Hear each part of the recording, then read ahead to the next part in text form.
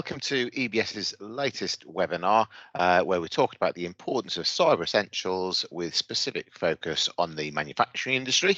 So first of all, I'm Simon G. I'm the Business Development Manager at EBS, and I'm also joined by our CyberSmart partner, Stephen Dykes. Morning, Simon, and thank you for including me in this presentation. So without further ado, what the focus is cyber essentials for manufacturing and the importance of it. So Stephen will do a lot of talking here, but just to introduce EBS first of all, for those that don't know. So who are we? Well, we're a trusted IT solution provider of almost 45 years now, coming up this year. We specialise in IT security, which obviously a heavy focus around cyber essentials, etc., comes from there. We also have our own private data centre and the EBS cloud, as well as IT support for all of your end user requirements, networks, infrastructure, etc. We're a Sage business partner with focus on Sage 200 and Sage 50, and we also have a software development team for those unique bespoke requirements as well. So Stephen, do you want to introduce CyberSmart? Absolutely, yeah. So again, thank you for bringing me along to today's presentation. CyberSmart, we're a cyber essentials certification body. We're actually the UK's leading certification body within Cyber Essentials and Cyber Essentials Plus, and we were launched out of the GCHQ Cyber Accelerator in 2017. So we've been going for about 7 years now, and the GCHQ Cyber Accelerator is where a lot of cybersecurity and tech startups start life within the UK. As I mentioned, we're the UK's leading. We deliver around about 4,000 Cyber Essentials Plus audits per year, and we now have about 5,000 customers and around about 50,000 devices that are protected using our services every day. We're independently tested by the National Cyber Security Centre via their proving grounds, and that's something that they audit us on an annual basis, just to make sure that we are still providing the expertise that we've set out to do. We're ISO 27001 certified, and we're also approved on obviously the G Cloud supplier list. And also we are multi-award winning. I think this year so far we've won 7 or 8 awards out of possible 11 or 12 that we've been put in for. So we obviously know what we're doing. And we've obviously got a long-standing relationship with EBS and supporting EBS and the clients as far as Cyber Essentials is concerned. And that's obviously why we're here today to talk about Cyber Essentials. So what is Cyber Essentials? Cyber Essentials itself is a government-backed scheme that was introduced in 2014, and it's backed by an organisation called IASME. So IASME stands for Information Assurance for Small and Medium Enterprises. We're a non-governmental organisation that run the Cyber Essentials scheme, set the questionnaires, and obviously audit and assess the certification bodies. So we have regular contact, and we're regularly checked by IASME for the audits and the work that we do. Cyber Essentials itself was designed as a solid foundation in cybersecurity, and is seen very much as the minimum businesses should be doing. It's not best practice in any way. It's not a solution in and of itself. It's essentially assessing where you are today, or where you are at the point of assessment for a cybersecurity perspective. And in order to pass Cyber Essentials, you have to meet the minimum standard. And it's designed to help organisations to show their commitment, because it's there's a public database. You obviously get a badge and certificate to show your compliance with Cyber Essentials. You're able to demonstrate to other organisations that you're doing at least the minimum as far as cybersecurity is concerned. I think just coming into that, I think the industry as a standard, certainly, particularly in the SMB world, has always struggled to say, well, this is the right sort of thing that should be in place, and who should we be trusting to make sure this is the case. I think that's, again, what Cyber Essentials and what IASME does really gives a bit of confidence there, to know what business should be doing. Do you think that's fair to say, Stephen? Yeah, absolutely, and that's right. Most businesses aren't technology focused. They're not IT experts, and as a result, yes, not knowing what to do as the minimum is a problem. So Cyber Essentials gives that and provides that baseline standard for them to aspire to achieve, and to know that in doing so they are secured against a vast majority of the common and known threats out there. So absolutely correct. In terms of Cyber Essentials itself, it looks at what we call the technical controls, and these are making sure that the devices and the infrastructure that an organization has in place is set to the minimum standards, and therefore is as secure as it can be. It's essentially looking to answer five basic questions. So simply, is your internet connection secure? Are the most secure settings switched on for every company device? Do you have full control over who's accessing the data and services within the organization?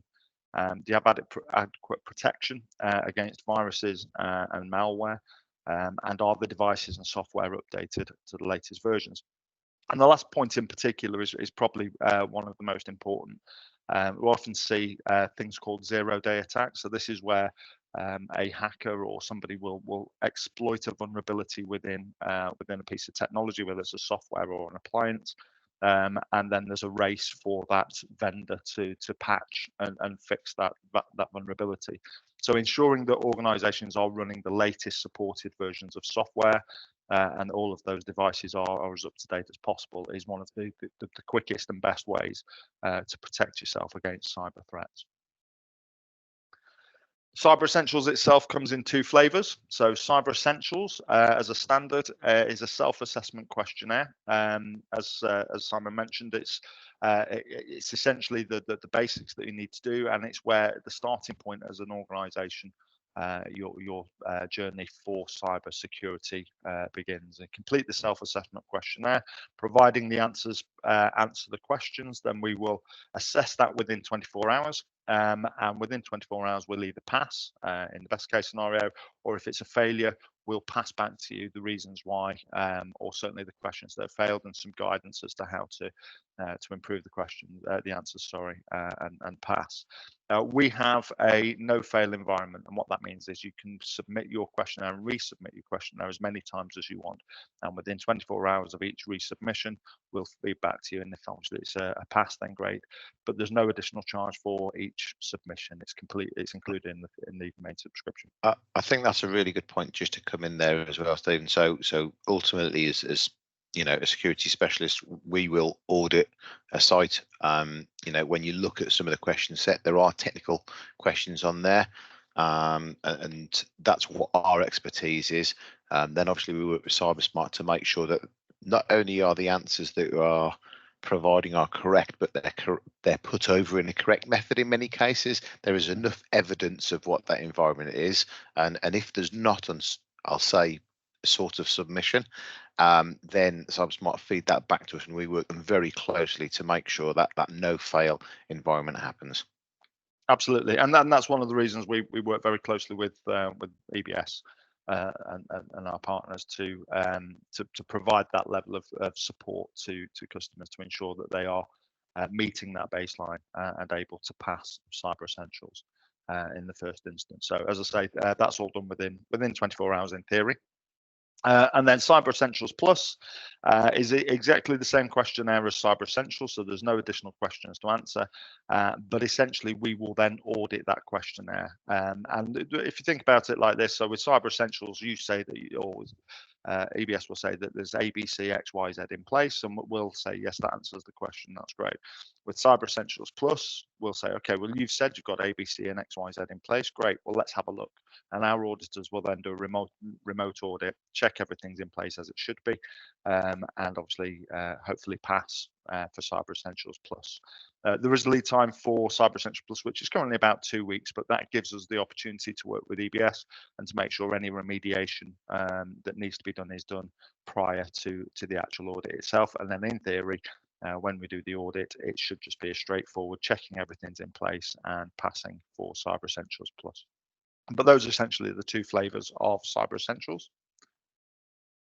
Just to come in there very quickly again, Sure. is again clarifying for everybody, you need to do Cyber Essentials prior to that Cyber Essentials Plus. So it's almost a two-step process, isn't it?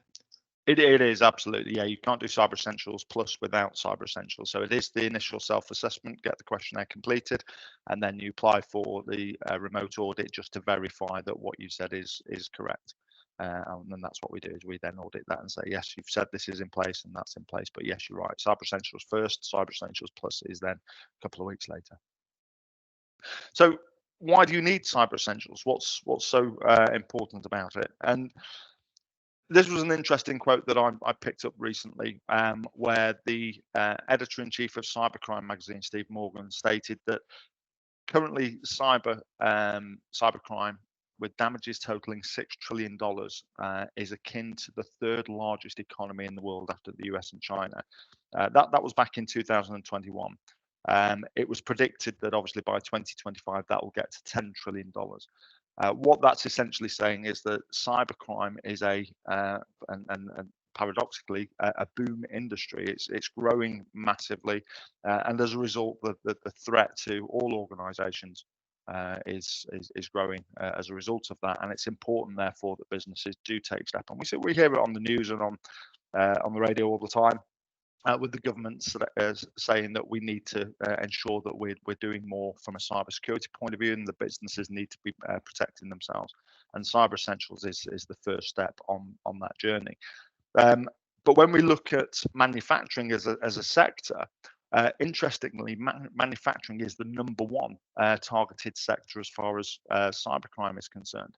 The manufacturer, a website that obviously focuses on that sector, has stated some statistics that 20% of all cyber attacks in 2023 were aimed at the manufacturing sector, and that's 17% more than the second most targeted industry. So it's number one in terms of sectors for cyber threats. So it's certainly something to be taken seriously. Indeed, Make, the manufacturers organisation, have confirmed that half of Britain's manufacturers have been victim of cybercrime in the last 12 months. And a lot of this is put down to advancements in digitization and adoption of technology. The challenge with that is that it's very much a cat and mouse game, and the hackers and the cyber criminals are always looking to exploit new opportunities. And as more technology is adopted, it gives them that opportunity, and you can see that the threats are growing and evolving with that adoption of technology. So yes, it's great from a business point of view and a sector point of view that adoption of technology is growing, but it also brings with it risks, and that's important that organisations are aware of that and mitigate that. And also, DataGuard went on to confirm that yes, nearly 25% in this case across the manufacturing sector, and it is the most targeted sector. The interesting statistic for me for this was in 2023, the global average of a breach on the manufacturing sector was $4.73 million. So not an insignificant number in terms of being breached for a cyber attack. So certainly something to sit up and take note and take some steps to mitigate that. To be fair, there's a question that's come in here, and I will go through some questions at the end of the session, but I think it's probably worth asking this one straight away, and just the thoughts of why do you think manufacturing is so high on that hit list, if you like? I think there's a number of reasons. One is, and it was highlighted before, that there's a growth in technological advancement and deployment within the manufacturing sector. So as they adopt more technology, it becomes more readily accessible, if you like, from a cyber attack perspective. I think also from a manufacturing point of view, there's things such as, particularly like in the automotive industry, for example, there's IP, intellectual property, which is very valuable.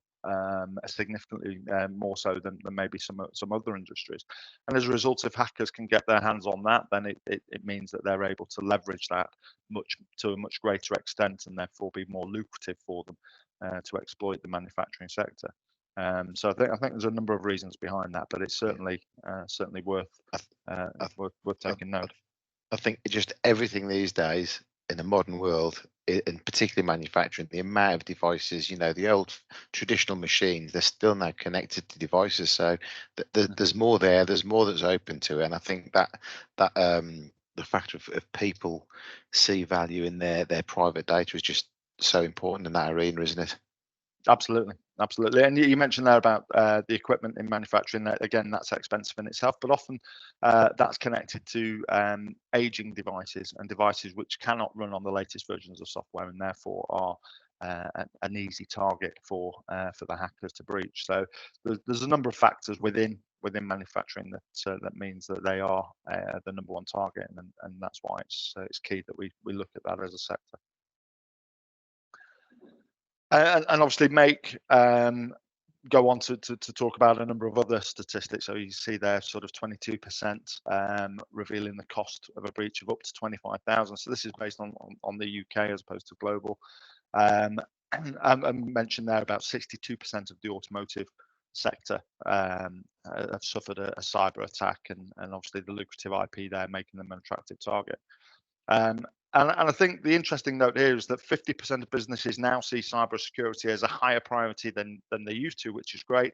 And 61% of companies have now a board director whose responsibility is cybersecurity. So it's certainly been taken seriously across the sector, and that's key and that's important. And that's a good development from the sector's perspective. And I think if we can just draw upon this particular statistic, which I found very interesting, that 43% of manufacturers have been asked by a customer or a supplier to demonstrate or guarantee the robustness of their cybersecurity, and 1 in 5 have themselves asked the questions of their customers and their suppliers about the cyber posture and the cybersecurity of their supply chain. And this opens up or introduces an interesting question about managing the supply chain, and how do you manage the supply chain? And it's a big sector within cybersecurity at the moment. A big challenge is the supply chain. In that, if one organization is breached, if one of your customers or suppliers is breached, there's an implicit trust between organizations. And if an email was to come from them that's asking one of your members of staff to do something, there's maybe more trust in that, because they are a recognized supplier or a customer, and therefore cyber attackers and cyber hackers are more easily able to exploit the supply chain than they would do if it was an organization with no relationship. And the difficulty then is, how do you know that your suppliers and your customers are doing as far as cybersecurity is concerned? If you were to ask the question, I think we spoke yesterday, Simon, about how this question was asked in the past, where it was lengthy documents with multiple questions asking about people's readiness and robustness as far as cybersecurity is concerned. I think I can talk from an experience perspective on that I've seen clients particularly, and they've said, right, okay, what's your policy here? What are you doing on this? What security have you got here? And it was a plethora of questions, which most people who have sent them were, let's say, an FD or an MD, and like, I don't know this. And then answering it the right question was always debatable. And actually, what seems to be the big swing these days is, rather than those questions being asked, it's, do you have cyber essentials, as an example? And actually that puts all of that to bed, and it's a much clearer decision and a quicker decision as well to give, both from the customer point of view, but also from the supply chain perspective as well. Absolutely, and as this plays out here, it shows you. So asking that question, as you mentioned, it was a plethora, often a big document that asked a number of questions around the cybersecurity within an organization. The problem with that is, unless you're a technical business, the answers was typically meaningless. The answers would be complicated. It would talk about solutions and applications and appliances that may or may not be the right thing to be doing to protect your business and your supply chain, and invariably the answers would be limited tangible value. There would be, you can verify whether it was correct or not, and it didn't really mean a great deal, and it made the whole process very cumbersome. And as you quite rightly say, if you just simplify that and say, are you Cyber Essentials certified, all of a sudden all that goes away. The answer is a simple yes or no. And assuming it's a yes, you know that the organization are doing at least the basics correctly, and they are protecting themselves against 99% of the most common threats, but also they're taking steps to protect their supply chain as well.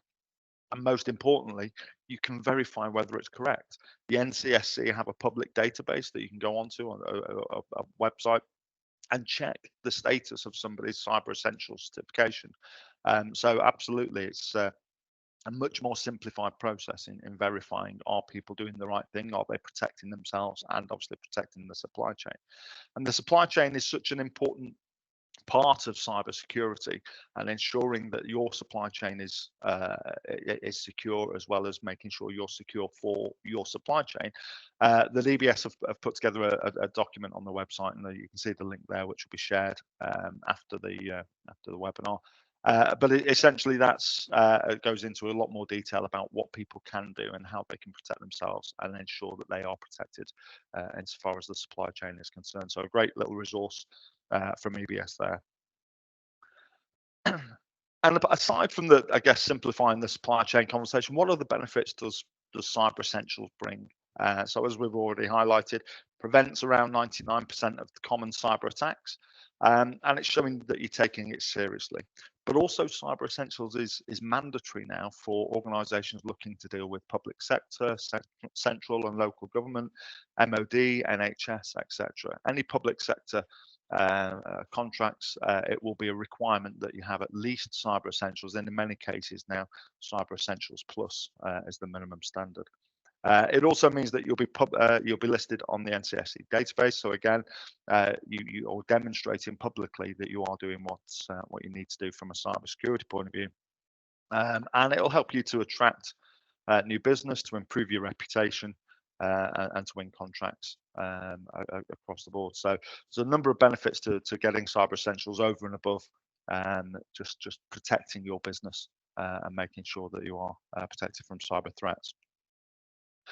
But Cyber Essentials, as I alluded at the beginning, Cyber Essentials is very much just the start of your cyber journey, and it's all about how do you then improve your cyber posture, how do you then go on to the next level and beyond, and protect your business from cyber threats. I like to draw the analogy between Cyber Essentials and the MOT. We've, in many cases, we've all had a car, and we've all gone through the process of getting an MOT. An MOT in itself is just a point-in-time assessment that says that, yes, today your car is roadworthy, but it lasts 12 months. And the old money used to get a piece of paper that lasted for 12 months. The trouble is that a lot can happen within 12 months. In the cyber sector, a lot can happen within 12 minutes. So unless you're maintaining and keeping on top of updating and making sure that everything's running smoothly during that 12-month period, you could very quickly become non-compliant and obviously susceptible to risks. Same very much as with the MOT. If you didn't maintain your car, you'd become your car would become unroadworthy.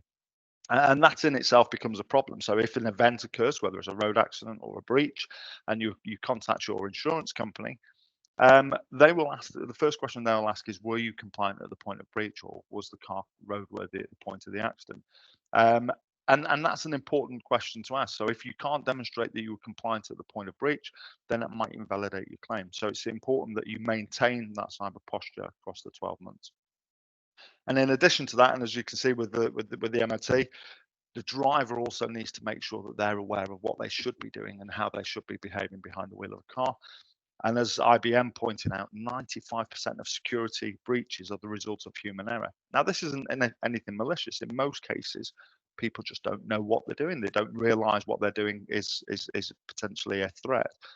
We've often sort of seen on social media people posting what was the first school you went to, or first name of your pet, what street did you grow up at, etc. And we may be getting broiled in the nostalgic feeling of talking about our past, not realizing what we're actually doing is publicly sharing the security questions to our banking or our credit cards, etc. Very innocuously and very innocently sharing that information publicly, and obviously cyber threats.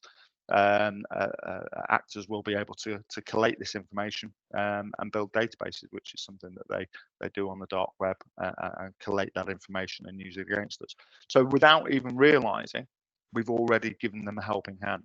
And that's where most of the problems from a cybersecurity perspective comes from, and why this 95% result from a human error, because we're not criminally minded. We don't necessarily know what we're doing is going to help a criminal, or is going to lead to a problem further down the line.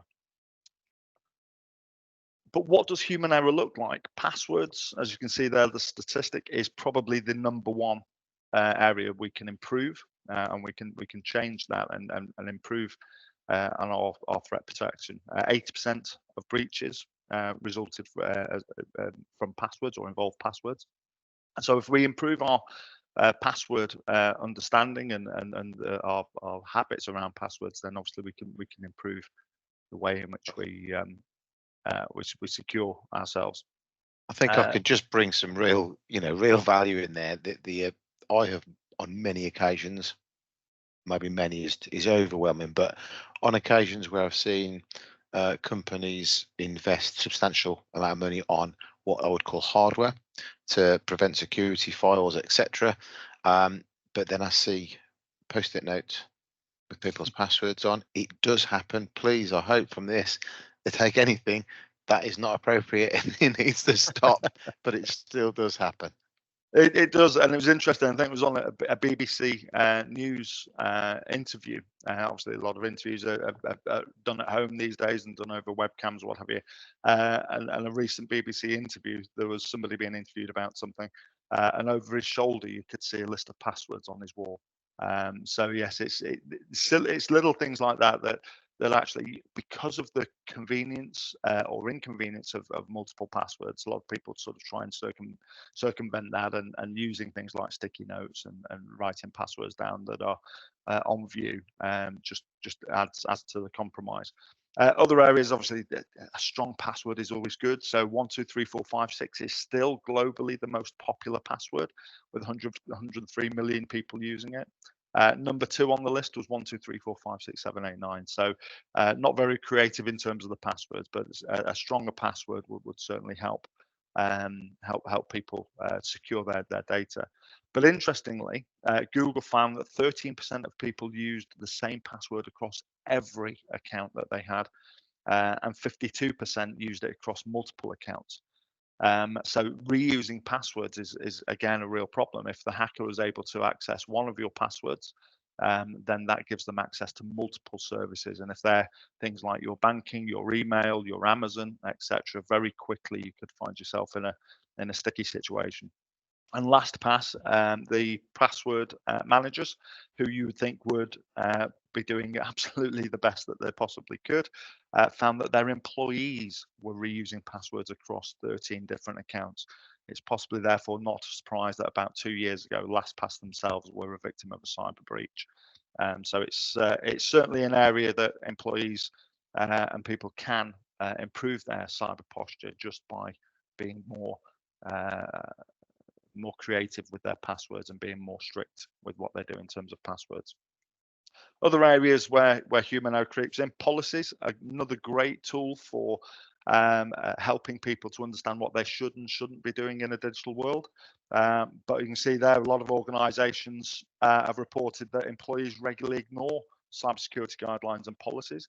And in most cases, a lot of organizations didn't have policies in place as far as things like passwords and IT access was concerned.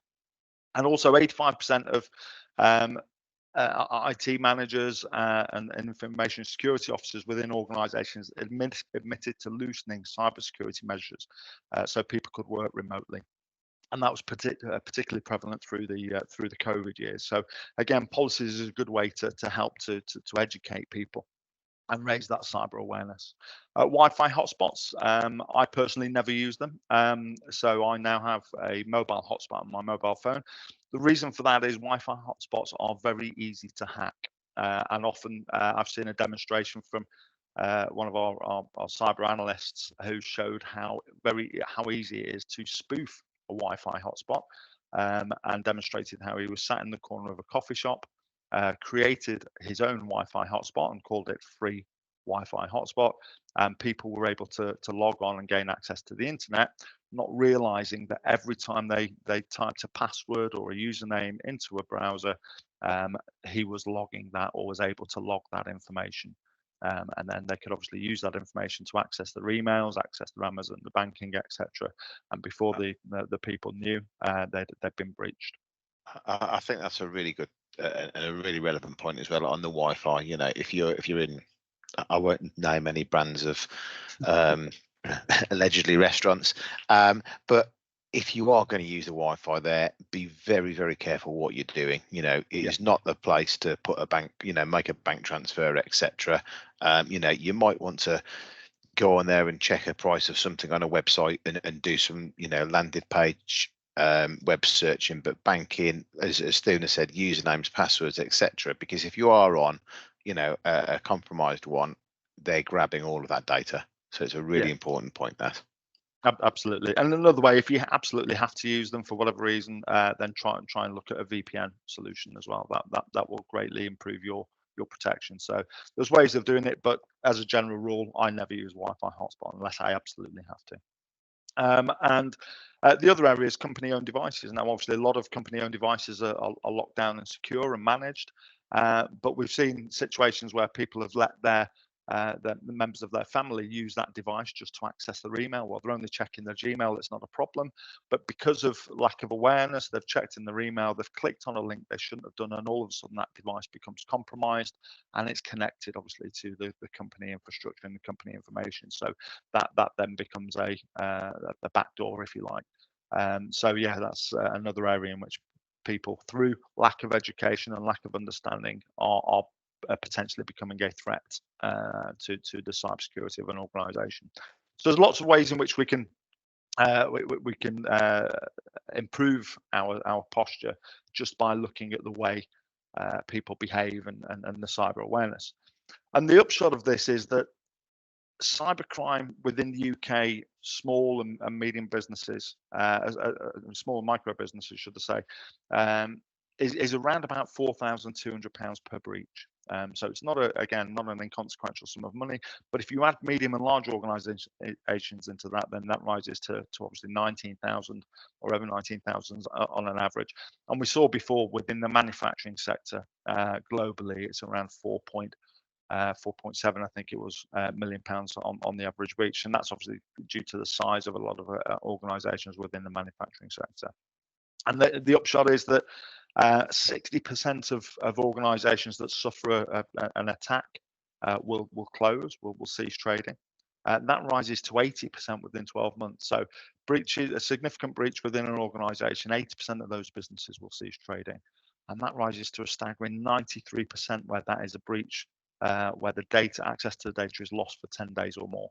And you can see why that's a situation. Obviously, if you've got a number of invoices outstanding with organisations, they're unlikely to contact you and say, we owe you some money, can we pay you? But the organisations where you owe money to and where you've received invoices, they will chase you for payment. So that's a cash flow issue. If you can't see your ledger and can't send invoices and chase for payment for a period of time, then obviously you're going to end up with a cash flow situation. And that's why 93% of businesses will close within a year of having a significant cyber breach. So in summary, cybercrime, as we see, is a big problem, particularly within manufacturing as the #1 targeted sector. Cyber Essentials helps to ensure that protections are in place and that companies are doing the minimum standard, but certainly the basics in place for cyber security. But it is just the starting point, and it's about continuously improving your cyber posture. And that's the ultimate goal, is how do you start today, make sure you've got the basics in place, and then move on from that. And that's where, from CyberSmart is concerned, we have something called complete cyber confidence, and we provide that services through EBS. So a quote from our CEO: "We're on a mission to protect and empower small and medium-sized enterprises." So our objective is to simplify the process of obtaining cyber essentials, and then also to simplify the process of maintaining and improving that cyber posture. And we do that through the Complete Cyber Confidence. And Complete Cyber Confidence is a suite of tools that provides what organizations need to make sure that they're maintaining that and obtaining that cyber essentials and maintaining that posture. Those tools include a dashboard. So our dashboard has the access to the simplified questionnaire. So we take the IASME question set and we just make life a lot easier in terms of the way that we organize those questions, and helps to navigate and access the information. It's a single pane of glass, so you've got reports in terms of patch management, vulnerabilities, etc., and it helps the organizations as well as EBS to manage that process of obtaining cyber essentials through the dashboard.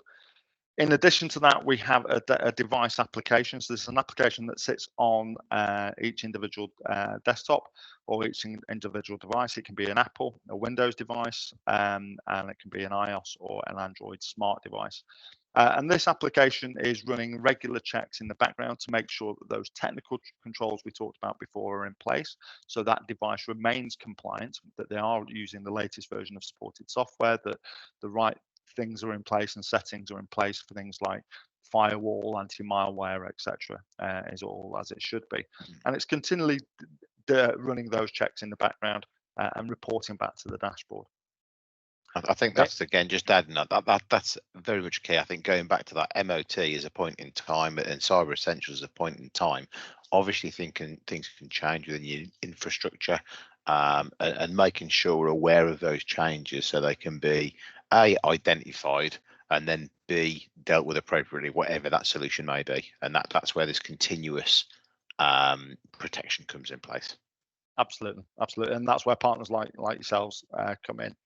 To be able to support that technical update and mediate any problems as and when they arise.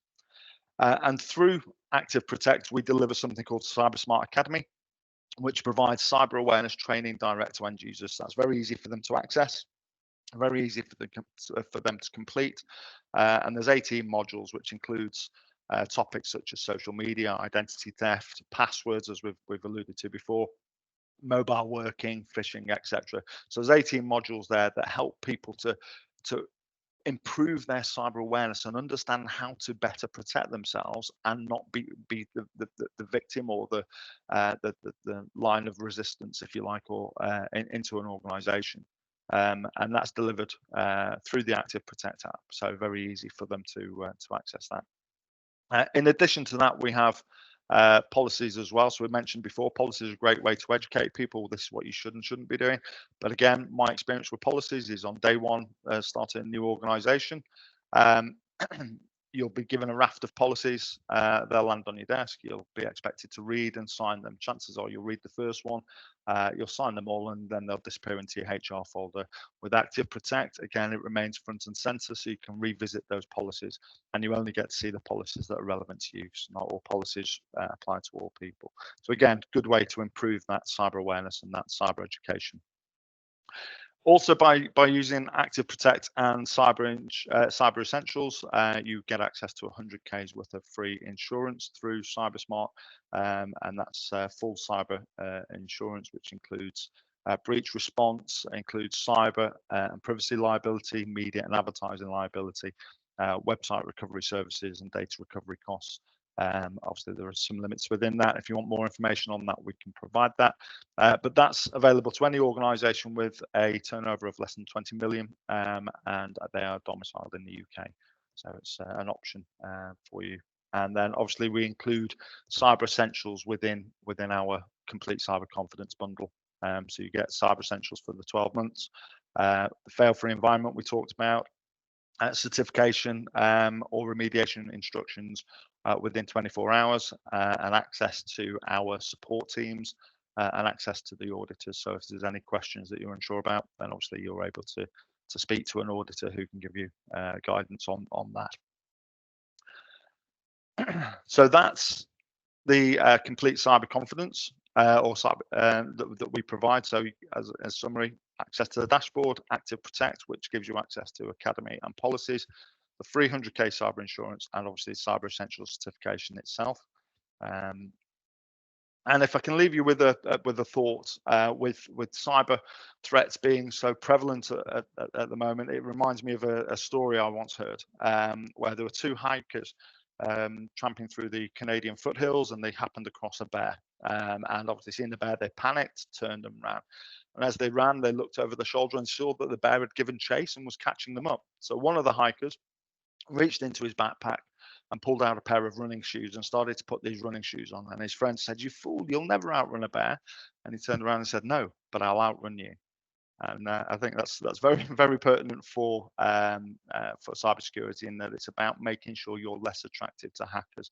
Not willing to besmirch hackers. I think they're inherently lazy.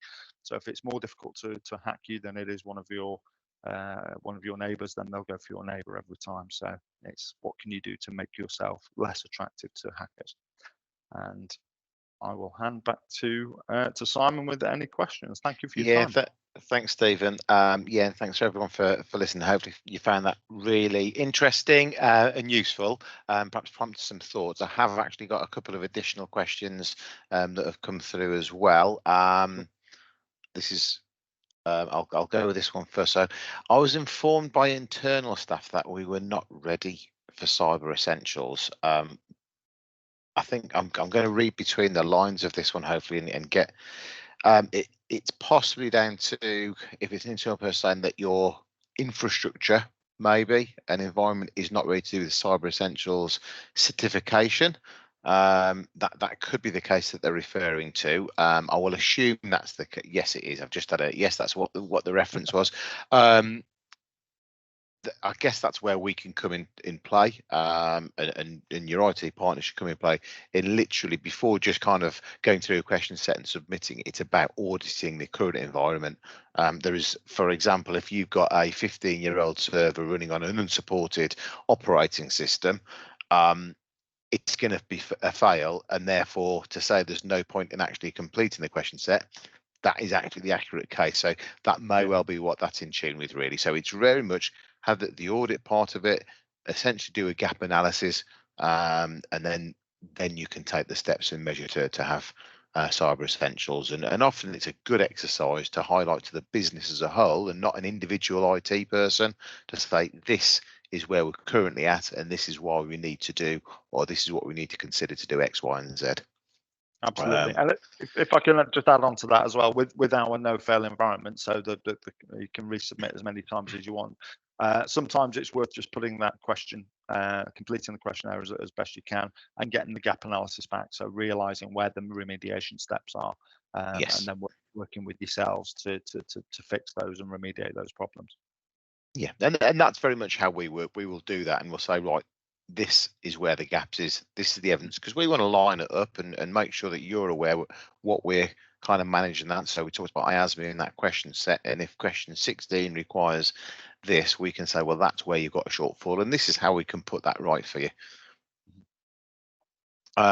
This is my favorite question. Okay. Can it help us get business? I'll let you answer that first, Steve. I might have some thoughts on that. Yeah, I guess the short glib answer is yes, it can. So we have anecdotal evidence from some of our customers where, prior to getting Cyber Essentials, they had been passed over without any notification for business with organizations who are using that public database, checking potential suppliers against that database and seeing if they have Cyber Essentials, and then just eliminating those that haven't without even discussing it. So yes, it is. There are situations where yes, having Cyber Essentials can help you get business. As I mentioned before, public sector especially. If you're looking at public sector tendering, forget it if you don't have Cyber Essentials. It's the absolute minimum on pretty much every tender, and now Cyber Essentials Plus is becoming more prevalent. So I'd say yes, it can help you get business. Yeah, I think I'm certainly seeing evidence in the marketplace, for example, construction, manufacturing, of absolutely, when it comes to tender, they're all, or even to retain business, actually, they're now saying, look, we need to have this. And whether you want to call that a tick box, whether you want to think, well, it's good, a good certification to have, they're saying, well, actually, if you want to continue to do business with us, you're going to need to do this. And they're actually putting a date stamp in there to say it must be done if you want to go and get involved in this project. So I think what is harder to prove is if you are tendering and you don't have it, whether it's because of Cyber Essentials.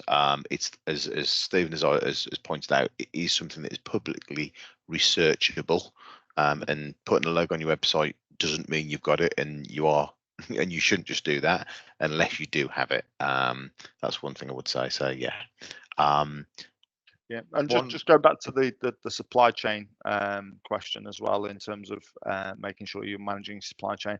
Again, insurance companies, and we've got anecdotal evidence of insurance companies now are insisting that people start to manage their supply chain and can confirm that their supply chain do have Cyber Essentials. So yeah, it's becoming more and more prevalent outside of public sector to have Cyber Essentials, and therefore lead to business or not, as the case may be. One final question, I think, is: do we need 2FA, MFA, multi-factor authentication for Cyber Essentials? Yeah, so the official line as it currently stands, obviously IASME change the question set every year, but as it currently stands, the official line for MFA or 2FA, which is, as you say, multi-factor authentication. And for those that are as technical as I am, that means that when you log into a particular service, they'll send a code, typically to a mobile phone or using an authenticator app to prove that it's you that's trying to log into that. So the official line is, if it is available, so Office 365 being a case in point, they do make 2FA available as a service. If it's available, then yes, it's a mandatory aspect. You must have it. Obviously, there are certain cloud services where 2FA or MFA isn't available, in which case that's you can't have it if it's not there anyway. But if it's available, yes, you must have it. Okay, that's all the questions. So yeah, once again, thank you very much for your time, Stephen. Thanks everyone for joining us today. I'm just going to basically finish on a note to mention our EBS Thrive Together event on the 15th of May. Love it if you can attend. All the information is on the website with an agenda, location, etc. So if you go onto our website, www.ebs.tech, you will see details of there. Fabulous if you can join us. And at that point, I shall say thanks very much for your time, and I'll leave you to it.